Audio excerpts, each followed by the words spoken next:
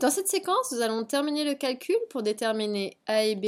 Donc on avait vu que la fraction a sur z plus 2 plus b sur z moins 1/2 se transformait ainsi et que maintenant nous allions faire une identification pour trouver les valeurs de a et b. Donc pour pouvoir identifier, il faut comparer les éléments de la même famille. Ça a été l'intérêt de factoriser ici. Ici, nous avons de la famille du z. Et donc je vais recopier à droite. Ça, on va l'identifier par rapport à l'autre expression de grand Zx de z, c'est-à-dire z sur z plus 2 facteur de z moins 1/2. Donc on disait famille du z à gauche, famille du z à droite.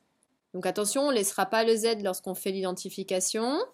Ça veut dire que, première chose, a plus b, le coefficient, vaut le coefficient de z, mais le coefficient de z que je ne vois pas, c'est 1.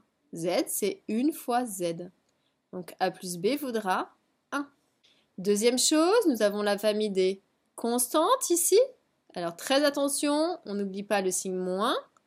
Moins a sur 2 plus 2b, qui va être égal à famille des constantes à droite, mais il n'y en a pas, c'est 0.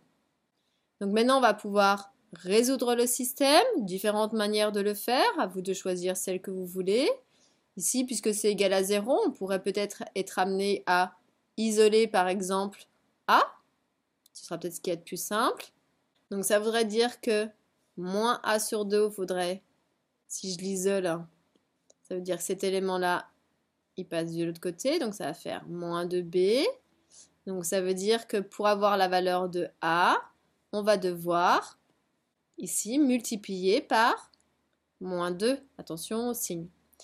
Donc si je multiplie à gauche, je vais multiplier à droite. Donc ça veut dire que a, il vaudra moins 2 fois moins 2, donc 4b.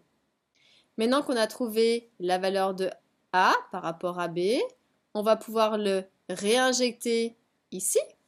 Donc ici, ça voudrait dire que, donc je vais l'écrire en dessous, 4b plus b vaudrait 1. Donc si on regroupe la famille des b, 4b plus b, ça m'en fait 5 de b qui vaudra 1. Donc b vaudra 1 sur 5. Donc maintenant on a trouvé la valeur de b. J'ai plus qu'à réinjecter ici pour trouver la valeur de a au final. Donc ça veut dire que a vaudra 4 fois b, c'est-à-dire 4 fois 1 cinquième, donc 4 cinquièmes. Donc voici les valeurs de a et b ici pour la décomposition de grand Zx de z.